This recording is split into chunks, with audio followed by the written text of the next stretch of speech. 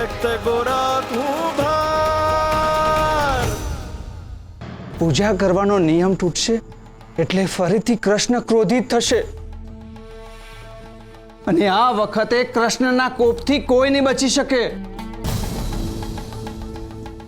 આફતનો વંટોળ ગામને એની ભીસમાં લેશે અને અંતે તકલીફના વાવાઝોડામાં આખા ગામનો વિનાશ થશે.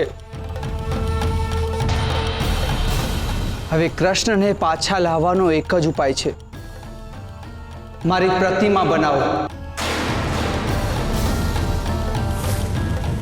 જ્યાં સુધી મારી પ્રતિમા નહીં બને ત્યાં સુધી કૃષ્ણ મંદિરમાંથી અદૃશ્ય રહેશે. જ્યાં સુધી કૃષ્ણ અદૃશ્ય રહેશે ત્યાં સુધી આ ગામમાં સુખ, શાંતિ અને સમૃદ્ધિ અદૃશ્ય રહેશે.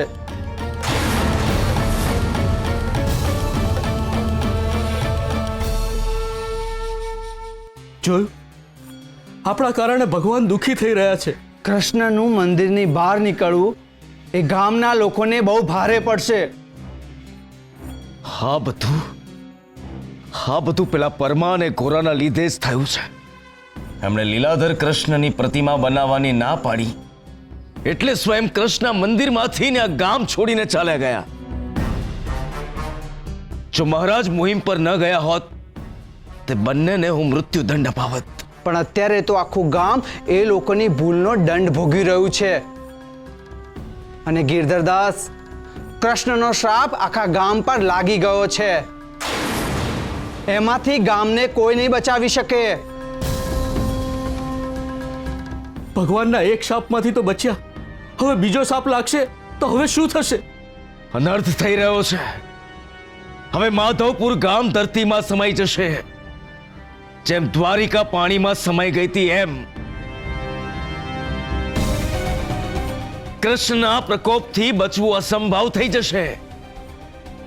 માધવપુર ગામ હવે આફતોના વંટોળનો સામનો નહીં કરી શકે અને ભસ્મીભૂત થઈ જશે. જે ધરા પર મેં પગ મૂક્યો છે એ ધરાને હું વિનાશના હાથમાં નહીં આવવા દઉં. જ્યાં સુધી મારી અહીંયા હાજરી છે ત્યાં સુધી માધવપુર ગામ પર આવતી આફતો સામે હું લડીશ. અને ધરતી જગ્યા કરશે તો હું એમાં સમાઈ જઈશ, પણ માધવપુર ગામને ઊણી આંચ પણ નહીં આવવા દઉં. મારે કૃષ્ણને રીઝવવા પડશે, મારે કૃષ્ણને રીઝવવા પડશે. હા, મારે કૃષ્ણને રીઝવવા પડશે.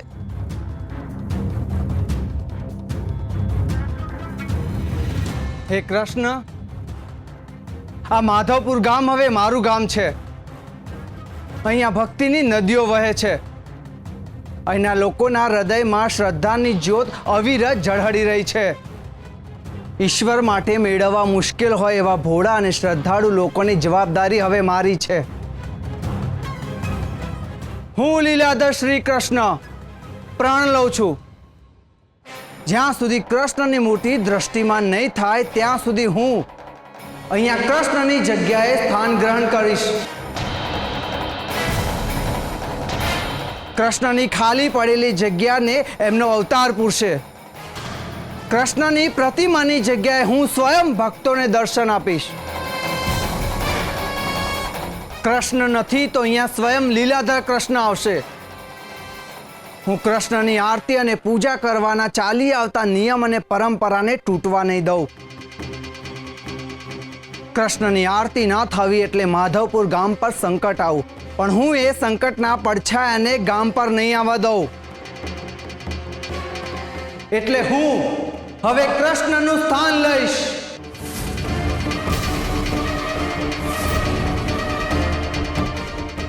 કૃષ્ણની જગ્યાએ મારી પૂજા અને આરતી થશે.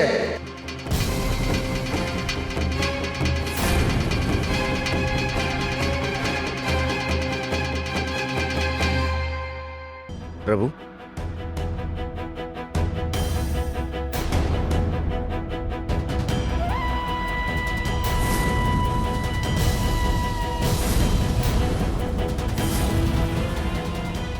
આ હું કૃષ્ણ ભગવાનની જગ્યાએ લીલાધર કૃષ્ણ? તો શું થયું? ઈ પણ કૃષ્ણનો જ અવતાર છે ને? બોલો લીલાધર કૃષ્ણ ભગવાનની જય બોલો લીલાધર કૃષ્ણ ભગવાનની જય! બોલો લીલાધર કૃષ્ણ ભગવાનની જય શાંત થઈ જાઓ બધા. લીલાધર કૃષ્ણની આપણા સૌ પર કૃપા થઈ છે. જો એમણે સ્વયં આ સ્થાનનો સ્વીકાર ન કર્યો હોત તો ખબર નહીં આપણા ગામની શું હાલત થાત. આફતોના વાદળો માધવપુર ગામને ભરખી જાત. અને શાસ્ત્રમાં પણ ઉલ્લેખ છે કે એકવાર શરૂ થયેલી પૂજા બંધ ન થવી જોઈએ, નહીં તો નિયમોમાં વિક્ષેપ પડે. અને જો નિયમ તૂટ્યો તો આપણા ઉપરથી શ્રી કૃષ્ણનો ભરોસો તૂટ્યો.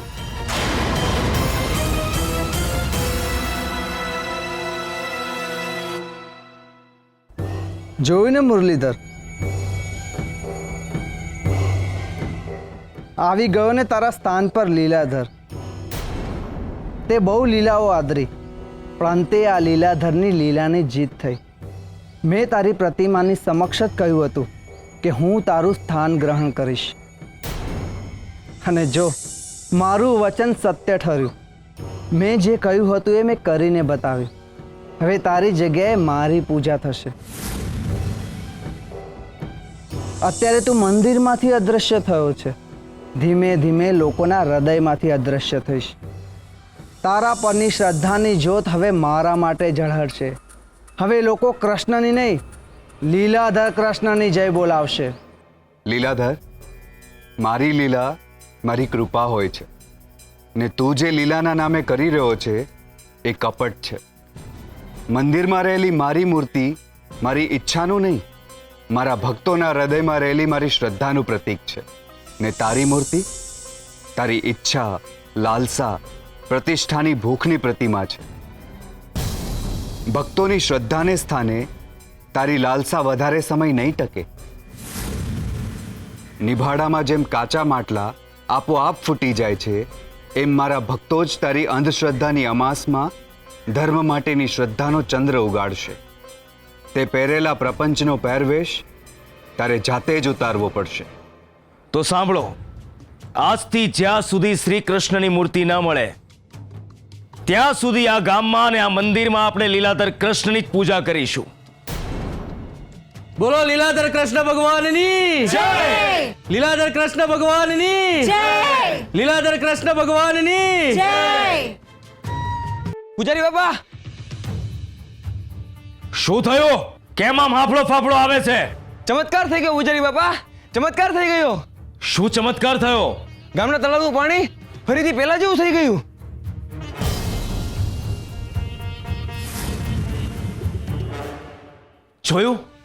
જોયું તમે લોકોએ?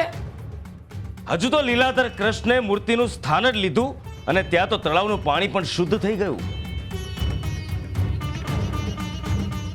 હા, આને જ કહેવાય ચમત્કાર. ભગવાન લીલાધર કૃષ્ણએ સ્થાન ગ્રહણ કર્યું અને ભગવાન કૃષ્ણએ એમના કોપમાંથી ગામને મુક્ત કર્યું. બોલો લીલાધર કૃષ્ણ ભગવાનની જય લીલાધર કૃષ્ણ ભગવાનની જય લીલાધર કૃષ્ણ ભગવાનની જય. આ કઈ રીતે થયું? હજુ સુધી મેં તળાવમાં શુદ્ધિકરણની ઔષધિ નાખી નથી, તો પછી પાણી શુદ્ધ થયું કઈ રીતે?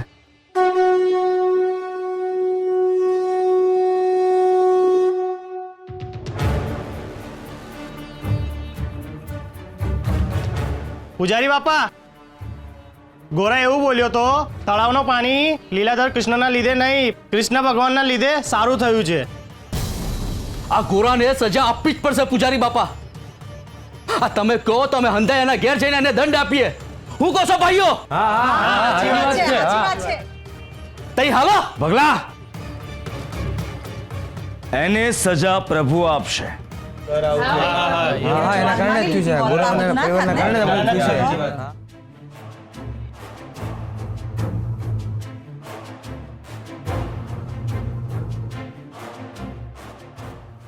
પ્રભુ, આપ વ્યથિત ન થાઓ.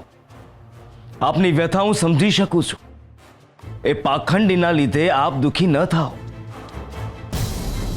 નાથ, લીલાધર ભોળા ગામ લોકોને કઈ રીતે છડી રહ્યો છે? એમને તો એમ જ લાગે છે કે લીલાધર તમારી જગ્યા પર બેસીને ગામને તમારા જ પ્રકોપમાંથી બચાવી રહ્યો છે.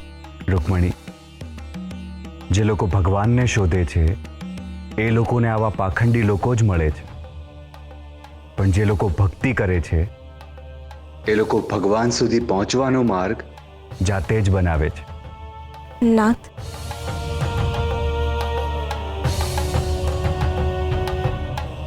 લીલાધર પણ તમારો જ ભક્ત હતો ને? એક સમયે એ તમને પૂછતો હતો, ભજતો હતો, તમને પામવા માંગતો હતો, પણ આજે એ તમારા પદ અને જગ્યા મેળવવા માટે આતુર થઈ ગયો છે. એ જ તો રૂકમણી, એક સમયે જ્યારે મને પામવા માંગતો હતો ત્યારે મારા હૃદયમાં રહેતો હતો, પણ આજે જ્યારે મને અને મારા પદને મેળવવા માંગે છે ત્યારે મારી નજરમાં આવી ગયો છે. પામવું અને મેળવવું એ બંનેમાં ફરક છે રૂકમણી. માનો ખોળો મેળવી શકાય, પણ એની હૂંફ એ તો આપણે પામવી જ પડે. પથારી મેળવી શકાય, પણ ઊંઘ તો આપણે જ પામવી પડે. સગવડ મેળવી શકાય, પણ સુખ તો આપણે જ પામવું પડે. એવી જ રીતે સિંહાસન મેળવી શકાય, પણ પદ એ તો આપણે જ પામવું પડે. લીલાધરને ઈશ્વર બનવું છે, અને જે ક્ષણે એણે આ નિર્ણય લીધો એ ક્ષણે મારા હૃદયમાંથી બહાર આવી ગયો હતો. ભક્તિના માર્ગે ચાલીને અંતે તો સ્વ સુધી જ પહોંચાય છે. લોકો ભક્તિમાં સ્વાર્થ ભેળવે છે એટલે મને નથી પામી શકતા, અને મને ના પામવાની અધૂરપ ધીમે ધીમે એના મનમાં મારા માટે જ દ્વેષ ઉત્પન્ન કરે છે, અને છેવટે મારી જગ્યા મેળવવા માટે એ લોકો પરિશ્રમ શરૂ કરે છે. અને આ જ રીતે સુંદર રીતે શરૂ થયેલી ભક્તિની યાત્રા છેવટે એ વ્યક્તિનો વિનાશ નોતરે છે. રૂકમણી, જ્યારે ભક્તિમાં સ્વાર્થ બળે છે ત્યારે એ લુહારના ધમણ જેવી થઈ જાય છે, જે શ્વાસ લે છે પણ જીવિત નથી. એવી જ રીતે લીલાધર ઈશ્વર બન્યાનો આનંદ લઈ રહ્યો છે, પણ એને ખબર છે કે એ ઈશ્વર નથી. આપે અમને સૌને આવનારી વ્યાધિમાંથી ઉગારી લીધા છે, અને મૂર્તિ પૂજાની પરંપરાને પણ તૂટવા નથી દીધી. એ માટે અમે સૌ આપના ઋણી છીએ. ઋણ તો મારા પર કૃષ્ણનું છે, જેમણે મને માનવ સેવાની જવાબદારી સોંપી છે, પણ હું એને બરાબર નિભાવી નથી શક્યો. નિષ્ફળ ગયો છું. એટલે જ હવે મારે અહીંયા વધારે સમય નથી રોકાવું. માધવપુર ગામ પરનું છેલ્લું ઋણ ચૂકવવાનો સમય આવી ગયો છે.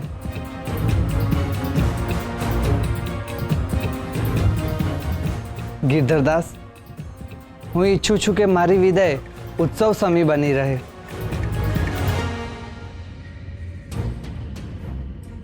હું આજે રાત્રે જ માધવપુર ગામ છોડીને જવાનો છું. નહીં લીલાધર કૃષ્ણ ભગવાન, નહીં. તમે અમને છોડીને નહીં જાઓ. તમે જ અમારો આધાર છો. તમારા વગર અમે નિરાધાર થઈ જઈશું. તમે તો દયાના સાગર છો, ગરીબોના બેલી છો. તમારા વગર અમારો ઉદ્ધાર નહીં થાય. હે લીલાધર કૃષ્ણ ભગવાન, અમને છોડીને નહીં જાઓ. અમને છોડીને નહીં જાઓ. જન્મ અને મૃત્યુની જેમ આવવું અને જવું નિશ્ચિત છે. સદાય માટે આ જગમાં કોઈ રહેતું નથી. પૂજારી બાપા, તમે તો લીલાધર કૃષ્ણને સમજાવો કે ન જાય. હા પૂજારી બાપા, હવે તમે જ એમને સમજાવો કે આપણા ગામમાંથી ભગવાન હાયલા જાહે તો આપણા ગામનું શું થશે? પ્રભુ, આપ તો અમારા ગામ લોકોના હૃદયમાં સ્થાપિત થઈ ચૂક્યા છો. આપના જવાની વાતથી અમારા શ્વાસ રોકાઈ જાય છે. ગિરધરદાસ, હૃદયમાં તો શ્વાસ તપાઈ ગયા હોય છે, અને એક દિવસ એણે પણ શરીર છોડીને જવું પડતું હોય છે. સમય સમયનું કામ તો કરે ને. પ્રભુ, હજુ સુધી અમને આપની ભક્તિનો પૂરેપૂરો લાભ પણ નથી મળ્યો, અને આમ અચાનક જવાનું કારણ? તમારા ગામે મારી બહુ ભક્તિ કરી છે. ઈશ્વર તરીકે મને સ્વીકાર્યો છે, પણ આ ગામમાં એક ઘર છે જેમાં ગોરા અને એનો પરિવાર રહે છે. એ લોકો મને ઈશ્વર નથી માનતા. એ મારા કૃષ્ણના અવતાર હોવાની નિષ્ફળતા છે. એટલે જ હું મારું માનવ સેવાનું કાર્ય છોડીને ઈશ્વરની શરણમાં જાઉં છું. એ જ મારું પ્રાયશ્ચિત છે. જોયું, આ કોરા અને એના મા બાપને લીધે આપણા લીલાધર કૃષ્ણ ભગવાન આપણને છોડીને જઈ રહ્યા છે. પરંતુ આમાં એ લોકોનો દોષ નથી. કદાચ એ લોકોને મારામાં ભગવાનના દર્શન ના થયા હોય. હું એ લોકોના હૃદય સુધી ના પહોંચી શક્યો, એટલે જ હું નિષ્ફળ નીવડ્યો છું. માનવ સેવાના ઉદ્દેશ સાથે આવ્યો હતો, અને એ ઉદ્દેશ ત્યારે જ પૂર્ણ ગણાશે જ્યારે દરેક ગામમાં મારી પ્રતિમા હશે.